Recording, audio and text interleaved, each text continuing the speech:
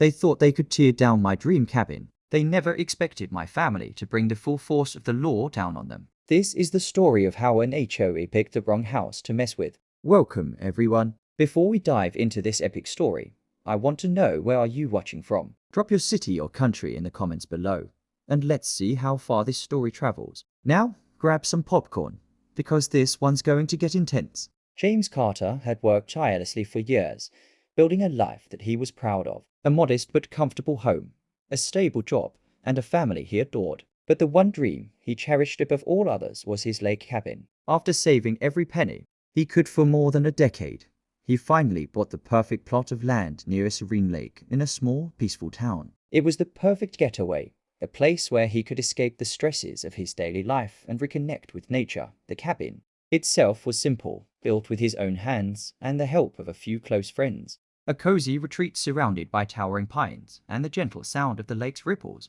It was where he took his family for weekends full of fishing trips, barbecues by the fire, and long walks in the woods. It was their sanctuary, a place where the outside world didn't matter. But that peace was about to be shattered. One fateful morning, James arrived home to find a letter waiting for him. It was from the HOA, the Homeowners Association, a group that governed the small lakeside community. His stomach tightened as he read the letter, which demanded payment of overdue fees. The amount was absurdly high, and the timing seemed off. James had always kept up with his fees, but there it was, a threatening letter. Pay now or face consequences. James was puzzled. He remembered making the payment for the past year. The idea of losing his cabin over what seemed to be a misunderstanding filled him with dread. He decided to call the HOA office, thinking this was just an error. However, the woman who answered the phone made it clear that it was no mistake. The fees are due, Mr. Carter. If you don't pay, we'll have no choice but to take legal action.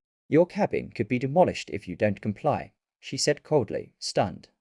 James tried to explain that he had already paid, but the woman simply dismissed his claims. It's your responsibility to prove payment, she said, as if the burden was on him. James knew something was wrong, but he wasn't sure what. It felt like an unreasonably harsh ultimatum. Desperate, James gathered his paperwork and went to visit the HOA office in person, but every attempt was met with frustration. The staff were unhelpful, giving him vague answers and pushing him off without any real resolution. The more he pressed, the more they dug in their heels, refusing to listen. James couldn't believe it. His dream cabin, the home his family cherished, was being threatened by an unseen force, and he had no idea how to fight back. One evening, after a long day of futile calls and visits to the HOA, James sat down with his wife, Emily. She listened to his frustrations, but there was something different about her demeanor that night. After a long silence, Emily revealed something James had never known about her family. Her brothers, uncles, and even her father were all federal agents, each with years of experience in law enforcement. Emily's family wasn't just a group of quiet, ordinary people. They were deeply embedded in the world of justice and the law. Emily had kept this part of her life a secret, wanting to protect James from the complexities of her background. But now, seeing how much this was affecting him, she knew she couldn't stay silent any longer. We can take them down, Emily said quietly, her eyes steady. We have the resources and connections to fight back. James was stunned. He had no idea his family had such power at their disposal. But Emily assured him they wouldn't use their influence recklessly. They would do this by the book, using the law to fight for what was right.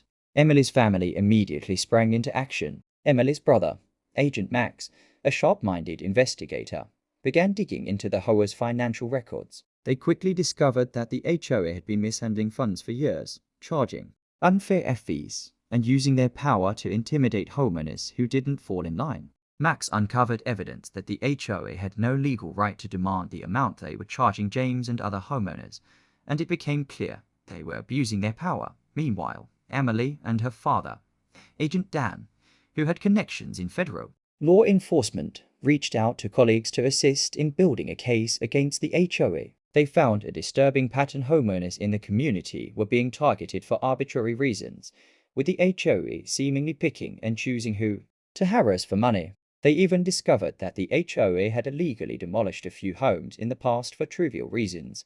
James, who had initially felt powerless, now felt a surge of hope. With Emily's family working tirelessly behind the scenes, the fight wasn't just about his cabin, it was about standing up against corruption and injustice.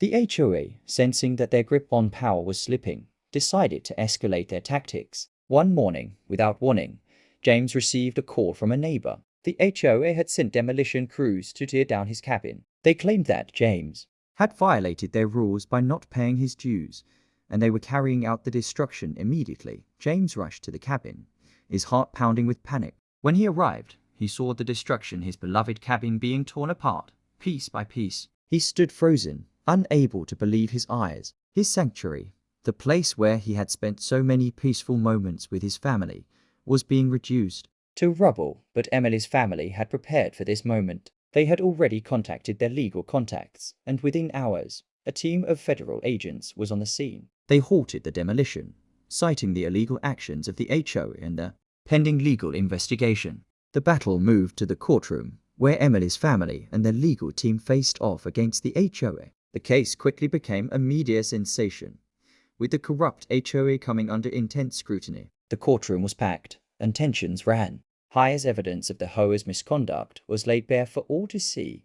James, once a mere observer, now found himself at the heart of the legal battle. Emily's family worked tirelessly, using their expertise to dismantle the HOA's defense. Agent Max presented the financial records, revealing how the HOA had been overcharging homeowners and using their position to further their own interests. Agent Dan testified about the unlawful practices the HOA had engaged in for years, including the demolition of homes.